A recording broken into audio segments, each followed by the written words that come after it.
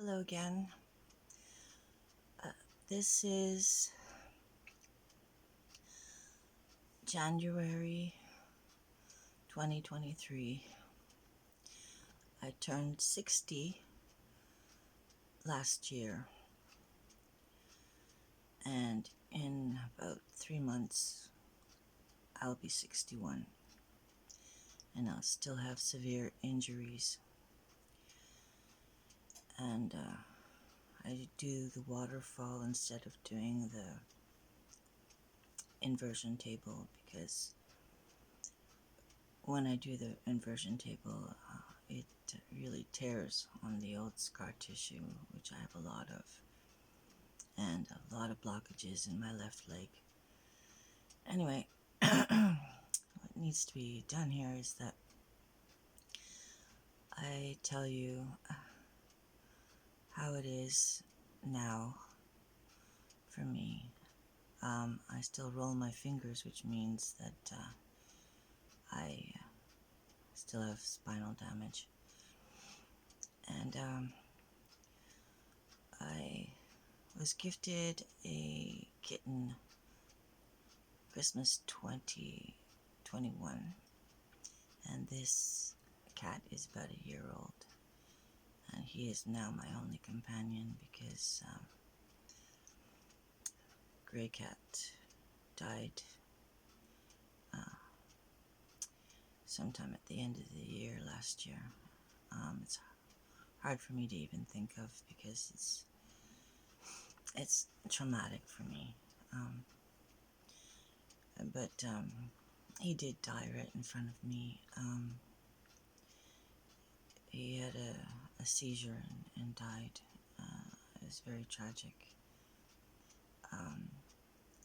So anyway, what I'm here to say is that what's happened in the last year, it's been very difficult for me without Finley around, and cleaning up is really a hardship for me. So it's like I still live in a storage unit, and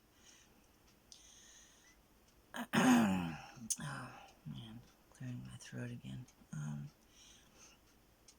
There may be mold in this place because, of the flood that we had many years ago, and nobody came in to change the tiles in this place either.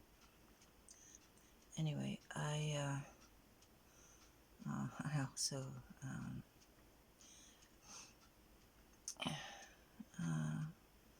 well, what has been weighing heavily on my mind is that in the past, this is something I haven't spoken of, but I really could and should write a book about all the experiences that I've had in the last 22 years under this heinous lie and all these injuries continuing. Is that when I was at St. James United Church, it was Rob Bull who brought me in there, and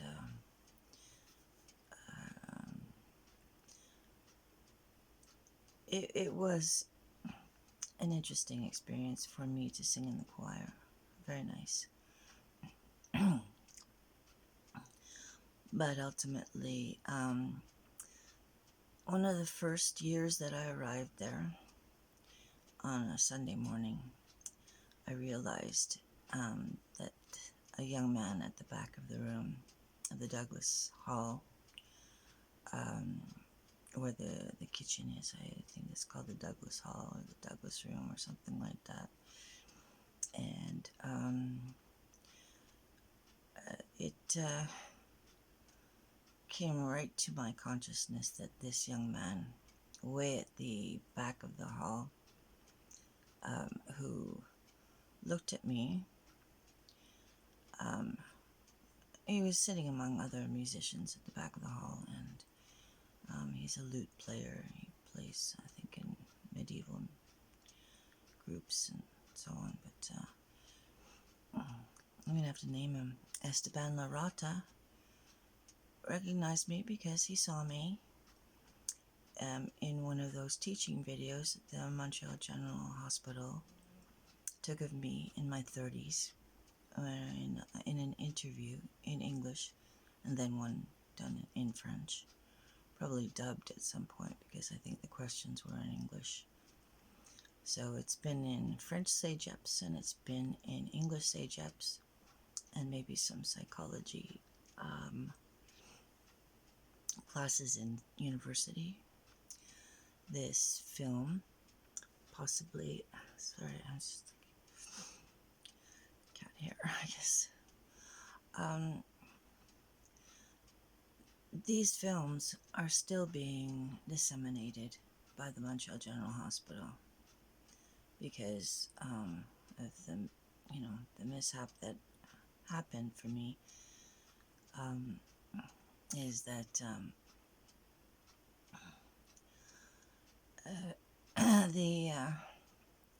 the situation is truly a nightmare, but I'm pulling on my faith continually to believe that this nightmare will terminate shortly. So that is added to the nightmares that these teaching videos were seen not only by Esteban Larata, but there was a time when I went to work for a friend of Rob's who was cleaning houses, and back then I didn't feel the injuries as much because the chemicals were still inside me,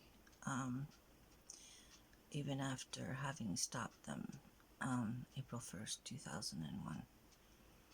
So for all that time, 5 years of withdrawals, no, I did have quite a bit of pain, a lava-like hot pain, and I had Dale Irwin would pray for me and pray with me over the phone when those kind of flare-ups would happen, and yet I didn't feel the injuries to my feet. My left foot is definitely damaged, deformed. I haven't had x-rays on it. In fact, I really am disappointed in my new family doctor.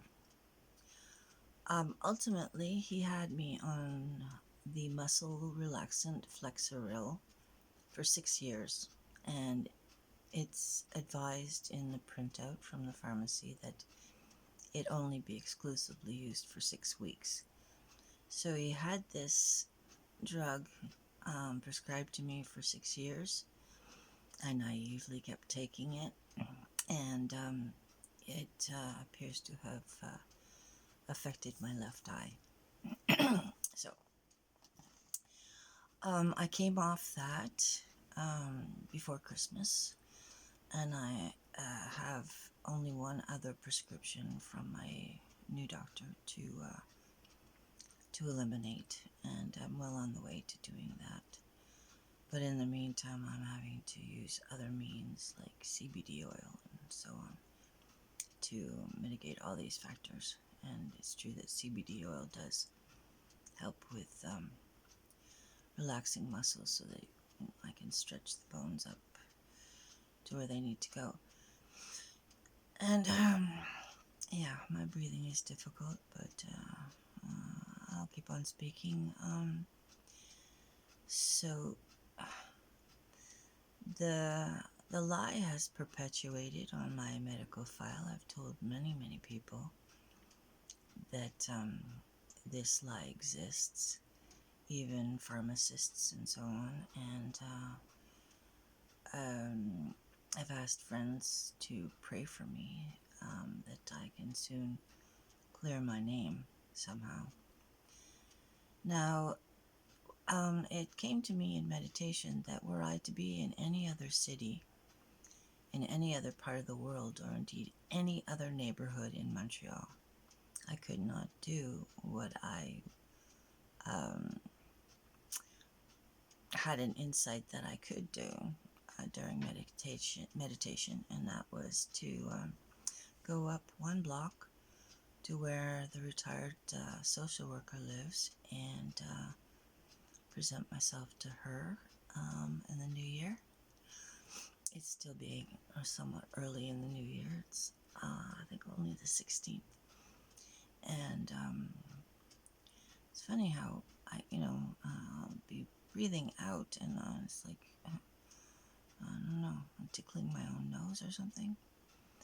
Anyway, so not only does she live in around this neighborhood and closest by, but the doctor who lied on my medical file is really not that far away.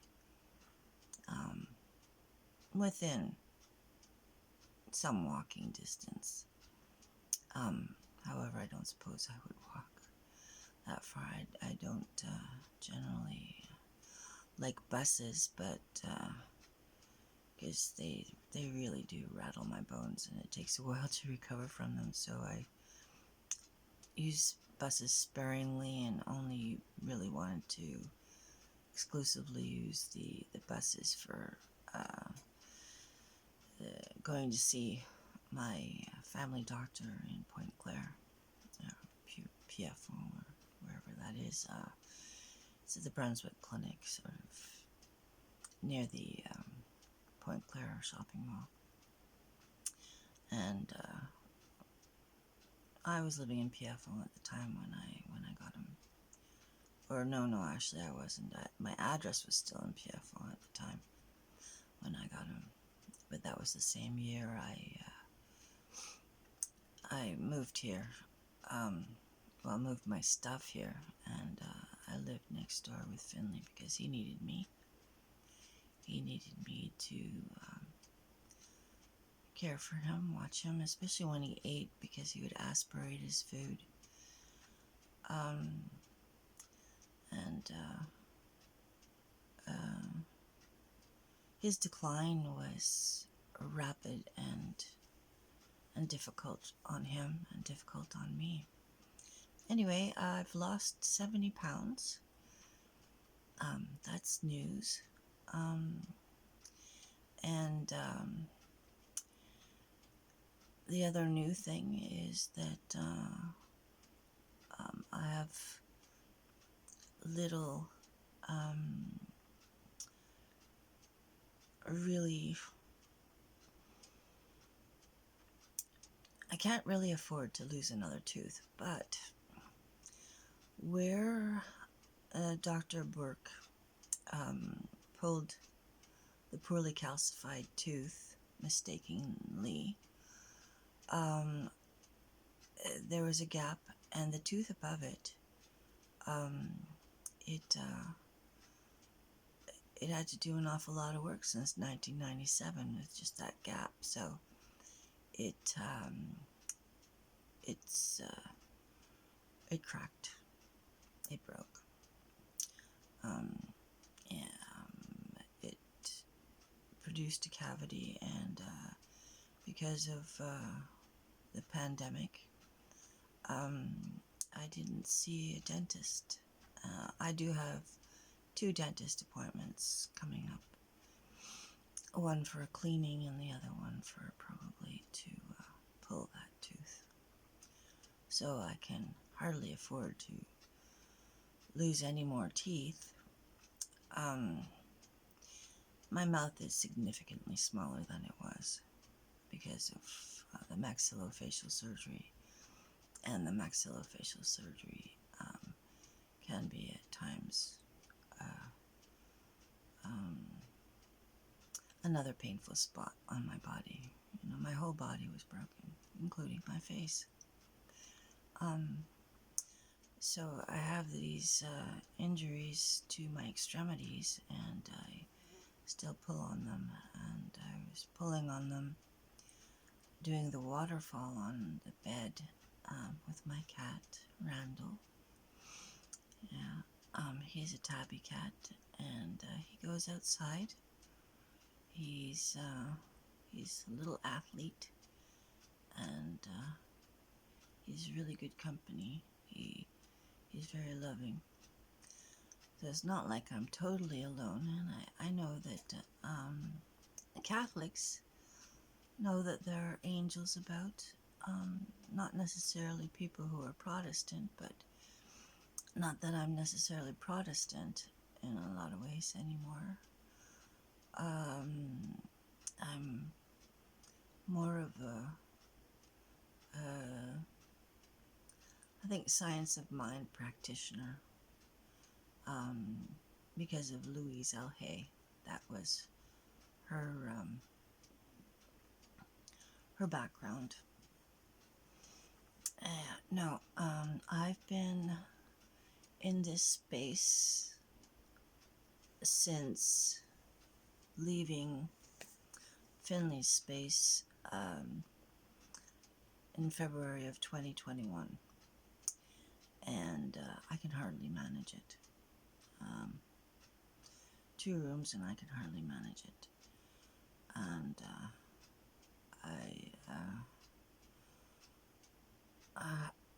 it's hard for me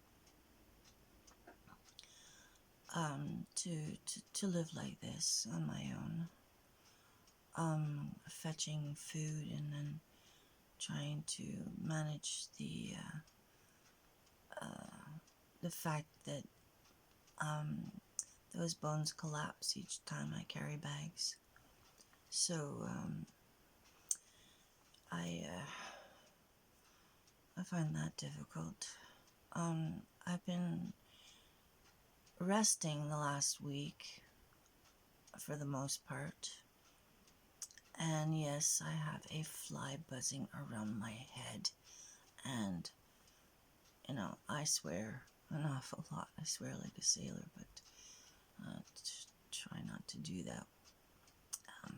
Except for if that fly, buzzes in my ear again, I'll probably utter some expletive of some sort. Dang, what a life. So, up to this point, I am choosing to only look forward and to use the visualizations that I've been doing in meditation, and to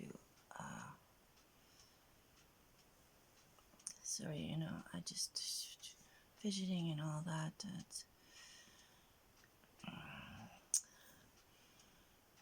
I would be a great deal more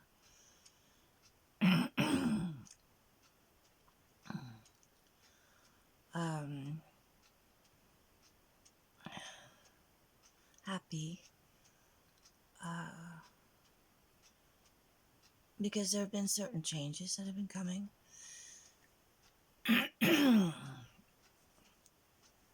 I remember what the throat clearing did in one of my previous videos. Dang. Honestly. So, I feel very uncomfortable. My left leg is buzzing, especially at the calf area. But the whole leg is shorter than the other one. When I walk, I still do hop when I walk. Ah, dang. And my new doctor, when he sent me to that psychiatrist, when was it that I saw him? I saw him twice and then he forgot me, and it was 4 years in between. But when he did finally do his report, and I finally went to see my doctor after things opened up a bit during COVID, it was apparent to me that my family doctor had swallowed hook, line, and sinker what the psychiatrist had reported. That I was obviously bipolar in my younger days, 30s. and that I'd fallen off a horse. But then again, no, I hadn't fallen off a horse. He got that wrong, and it's very possible then, Dr. Duchenne, that he got the other thing wrong. But Dr. Duchenne, Dr. Dominic Duchenne will not be persuaded that psychiatric drugs are harmful to the brain. He's not very enlightened. All he knows is pills. He probably went to a university funded by Big Pharma because all he knows is pills. So he thinks he's doing some good if he's prescribing a psychiatric medication to somebody. But we in my groups on Facebook, there's so many more who were duped into taking these drugs, who have joined our groups, who are suffering on them with the effects, and suffering off them with the withdrawals. And the withdrawals, like I've said before, have been documented to be far more difficult, more hellish than coming off heroin. They're neurotoxins, and they do mutilate the brain, like a chemical lobotomy. So they're brain disabling chemicals, and most often, so like someone like me, and I'm sure I'm not alone, I could not feel my body, and I'm sure they couldn't feel whatever injuries that they're inflicted and probably misdiagnosed. It's been done before. People have had physical injuries that were misdiagnosed as some kind of brain chemical imbalance, a psychiatric illness, for which they give these drugs. And yet, those of us in these groups know that it's these drugs that cause intoxication, misbehavior, greatly abnormal antisocial behavior. Also, if there's enough generational toxicity in the person, like say from the parents and the grandparents, because we carry all that when we're born. It's with us. That's why, when we're babies, sometimes we have these rashes to try and just push them out. And when a rash appears on the skin, that means that the problem is moving out. So you're better off to just support it and not suppress it. Because if you suppress it with drugs or creams or something, you'll push it deeper into the body. And pushing things deeper into the body ultimately affects the major organs, and then the ultimate, which is the brain. So when you're given one psych drug and then you're given another, and normally what happens is that when you're given one psych drug, you are given another because other symptoms come up, and they do like to polydrug people who are called mentally ill. That's why a lot of mentally ill people, so-called, have things called dossets. These contraptions or these things made by the pharmacies for the different times of day for the different pills. And I have mentioned that I knew somebody who was told they had obsessive compulsive disorder who was on 17 different kinds of chemicals, probably most of them psychiatric. He was a senior. He was much older than I was, but he did propose to me. And falling into fear as I did, I accepted because I thought I'd like to keep my little house in PFO and that he would help me to do that. But I'm glad that ended swiftly. It was one of my best friends, a very, very beloved friend of mine, Corinna, who who pointed out that this man was a phony. Um, yeah, indeed, he asked me to marry him when he was still married. So, what it turns out is that the man who had left his wife was in a rooming house where they had bed bugs, and he thought it was really a little heaven on earth to come to this little house in Pierrefonds on the back river. I mean, I could see the back river from my study window until they built up a big house to block my view, but that was time to go anyway. And that relationship had ended well before then, but this man wanted to get away from the bed bugs, but then he brought the bed bugs into the little house, and ultimately that's how I came to live with Finley next door. And I didn't have this place until 2013, and I came here in 2010. So last year was 2022, and that would have been 12 years, complete Chinese cycle. But now we're in 2023. So that means I've been in this building for 13 years. Well, it will be 13 years by I think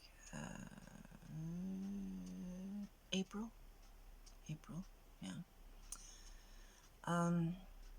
It was around the time that I was here in 2010 though, so maybe it was, yeah, maybe it's already 13 years. That's neither here nor there. But I've asked my friends to pray for me because, you know, I'm 60 and it's enough with the lie on my medical file, huh? So this idea was to approach the social worker who knew that this doctor, Dr. Daniel Kraus, had lied. By serendipity, a friend of Finley's from Westmount Park United Church called him from the social worker's home, and her name showed up because that social worker was a friend of Finley's friend at church. And I got to speak with this social worker, and she said, "Oh yes, I know that he lied. She was there." So there was another social worker there, a French one. I think her name was Vicky, as it comes back to me. And I don't know if Heather Goring, the psych nurse, is still alive because I haven't heard. Right. So that was the idea, was, in any other city in the world, I couldn't approach these people. And Dr. Daniel Kraus lives in a mansion on Sherbrooke Street. I know where he is. And I've known for quite some time, but I haven't acted upon it. But I couldn't I? Just see the social worker and crack my back for her, and then go and see the psychiatrist, the retired psychiatrist, Dr. Daniel Kraus, and crack my back for him and show him these injuries that have surfaced and tell him that ever since coming off psych drugs, I've been in constant pain. And that means now 22 years. It will be 22 years, April 1st. Yeah, because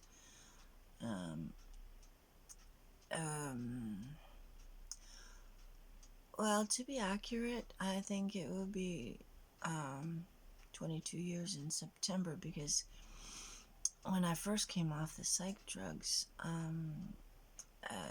slowly but surely my adrenals collapsed, and I fell into chronic fatigue, and then I was bedridden for 9 months, and that's when the pains were absolutely beyond support. I used to pass out regularly from the pain, and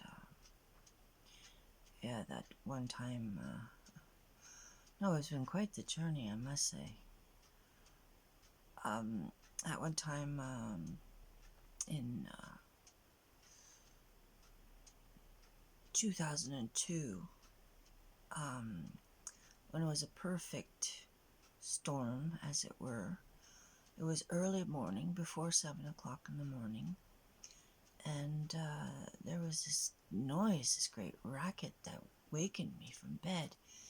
So I opened my bedroom window curtains, and I saw this man standing on a platform with a jackhammer,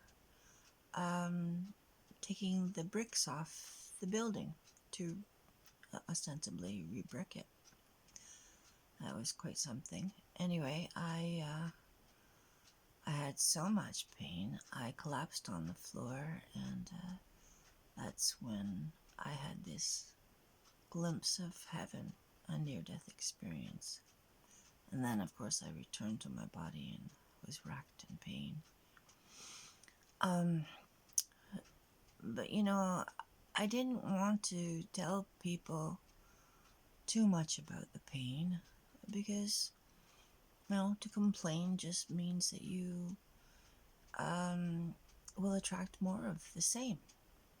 So I wanted to heal, and I didn't want conflict, and I didn't want confrontation, and I didn't want disagreeable events, but they came to me, of course.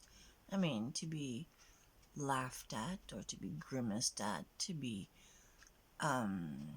looked at with annoyance or contempt or absolute disdain or aggravation, because you go to these professionals, these so-called professionals. It was a hypnotist, the head of a department, who, when I said hello, looked at me like, how dare you speak to me? I said hello.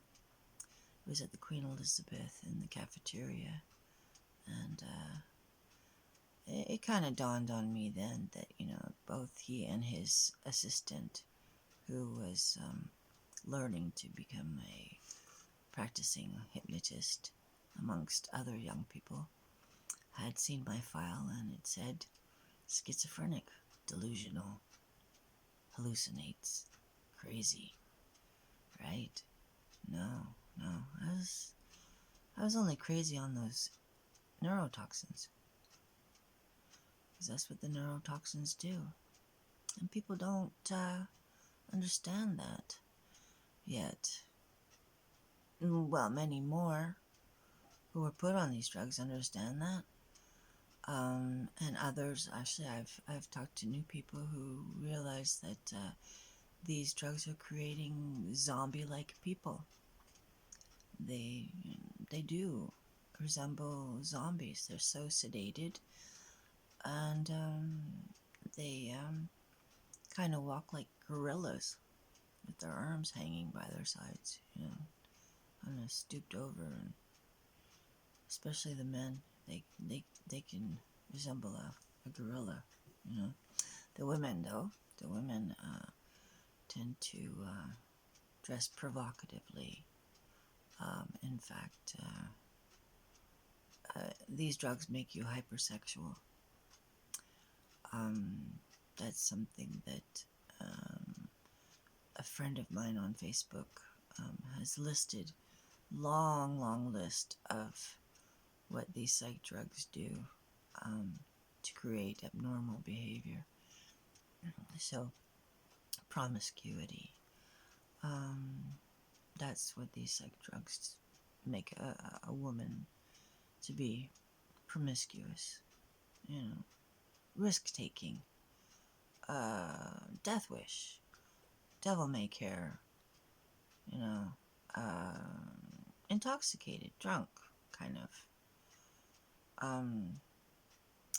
And you got young people on these, you've got children on these, you've got even dogs on these. You know, I saw that Louis Theroux expose that still resonates with me when he was interviewing a family with a boy who was very disruptive,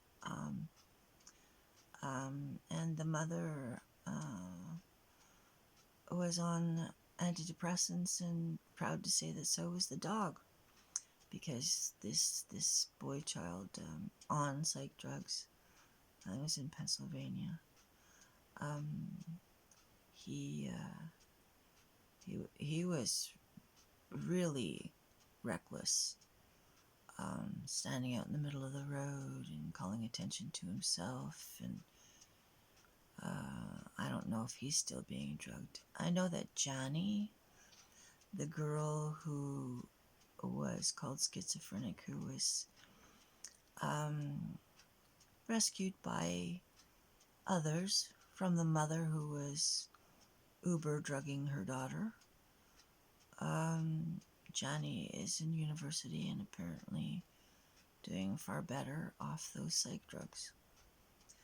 I think they still think she's got a mental illness. They still think I have a mental illness, and I don't. I don't have any mental illness. So that was the other thing that Joe Paris, the psychiatrist, in his report said that I had a personality disorder. Yeah, personality disorder, unspecified. Now, what is that? Anyway, what he didn't like was that I said that there were a lot of doctors like Joanna Moncrief, Dr. Peter Breggin, Dr. Peter Gertsch, and the journalist Robert Whitaker, who were decrying the use of these drugs on people, which was making them worse than ever. So, ultimately, it has been my, what do you call it?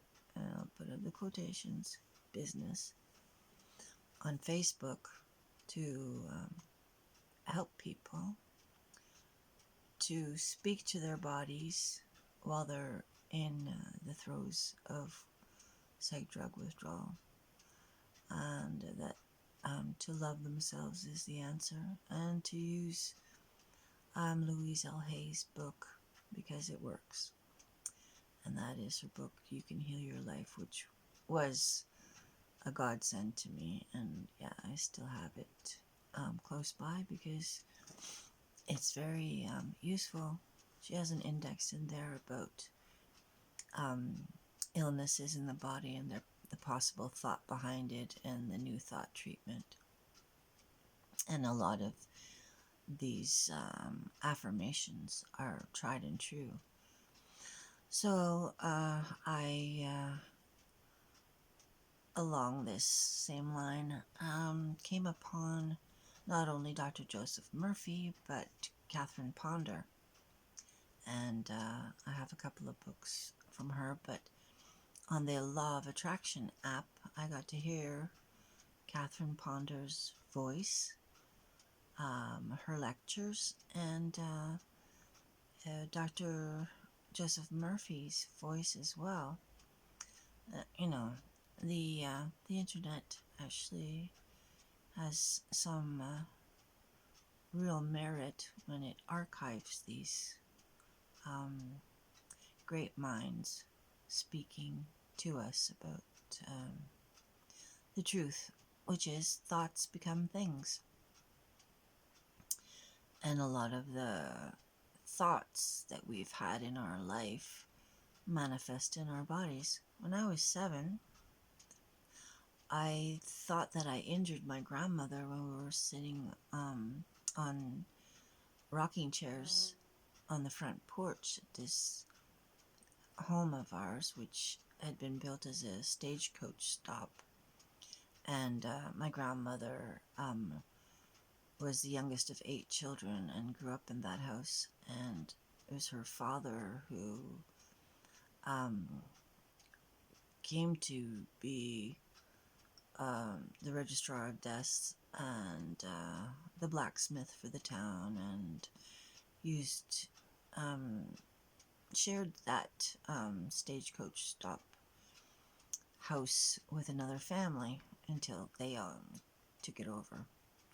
You know, the kids growing up and so on. When I came to that house, there were 4 siblings still remaining alive. 3 of them lived together. That was my grandmother and her brother Murdoch, my uncle Murdoch, and her sister, my Aunt Marion. Neither of these 2 siblings, Murdoch or Marion, married. Grandma, of course, did.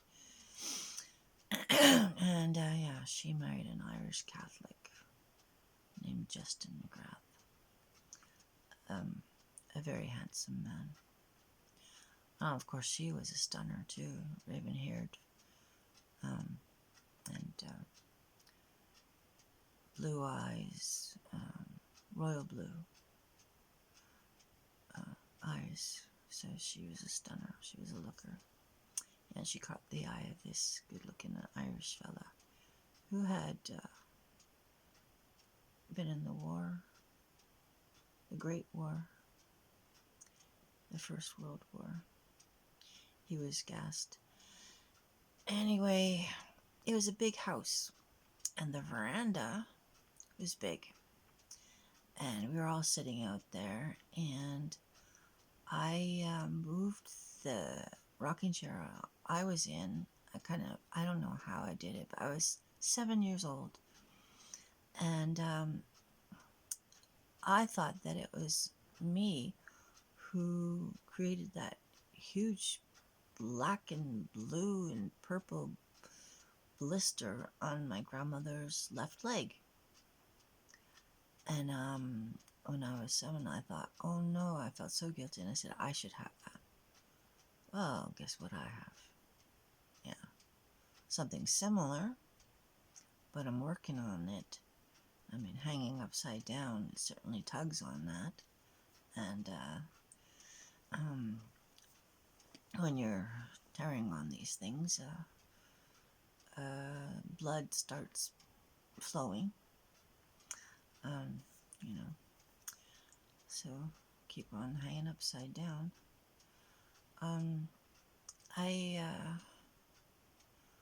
I know that thoughts do create our experiences, and also words have power. But it's important that I let people know that psychiatric drugs only do harm. They create the mental illness that they're purported to treat. They create psychosis.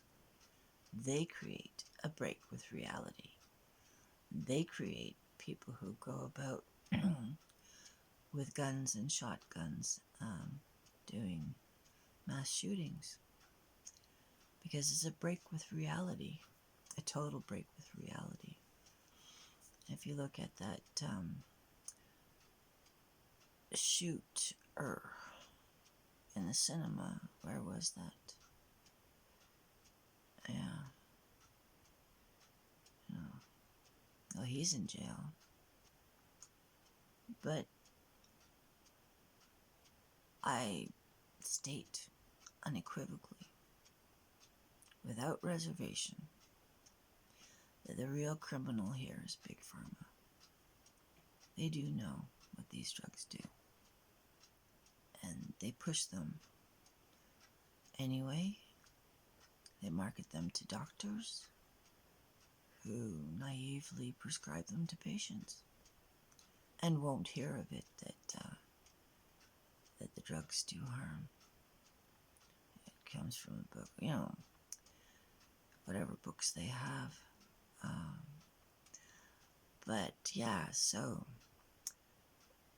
as this journey has continued, as this nightmare has continued and accumulated more nightmarish um, events for me, um, for instance, the realization that my new doctor has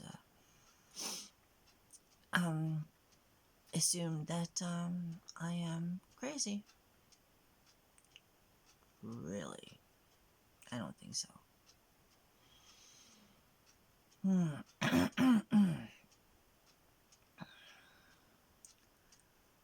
Yeah. There are some doctors who do know that it's not really good to prescribe these drugs. They're aware. They're aware that, give less to young people because they'll do better with less of them in them. I say they will do better with none of them in them. Now, so I do these videos for Michelle Gulovich, who, in the thick of withdrawals of, I think it was Effexor, could have been another drug. These are hard to talk about. These are hard to recall. Anyway, what I do know is she had akathisia. And akathisia is involuntary muscle movement. And who can live with that? When you see no end to it, and you have your muscles moving of their own volition, that's unlivable.